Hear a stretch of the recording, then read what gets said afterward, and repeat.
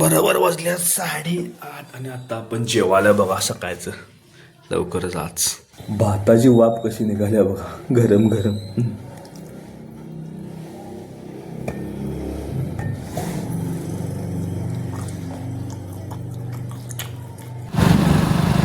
आता वाजलेलं आहे दुपारचे 12 आणि आता आपण निघाले आपल्या एका क्लायंटला फरशी आणा जायचं आहे. गाडी आता मोठी येईल थोड्या वेळात, तर आपण आपली गाडी पार्क करायची आहे आपल्या इथे साहेबांच्या इथे.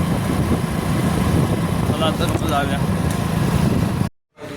अशा तऱ्हेने आता आपण इथं पोचलेलो बरोबर या दुकानात आणि इकडं हे बाथरूमचं सगळं आहे बा. बाथरूम फिटिंग कसं कसं काय काय आहे असा हा डेमो सेटअप सगळा लावलेला आहे.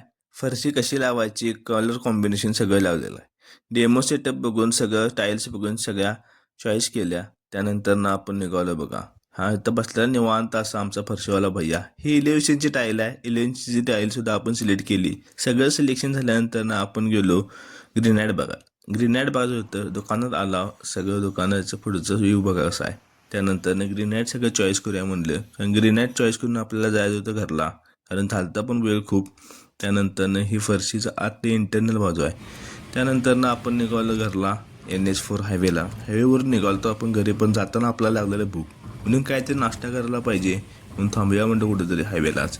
त्यानंतर पुढे गेल्यानंतर एका साईडला हायवेला आपण थांबलो हॉटेलमध्ये नाश्ता करण्यासाठी. नाश्ता करायला थांबलो. मस्तपैकी चपाती आणि भाजी खाया म्हटलं, कारण भूक बी लय लागलेली. त्यानंतर नाश्ता केला आणि संध्याकाळी गेलो आपल्या भावाच्या भेलच्या गाड्यावर. तर भावानं लावलेलं बघा गाड्यावर नवीन हिंदू म्हणून. विषय हाडवो एकदम परफेक्ट आणि क्वालिटीमध्ये लावलेलं होतं. त्याच्यावर लिहिलं होतं हिंदू. तर बघा गाड्या कसं झाला.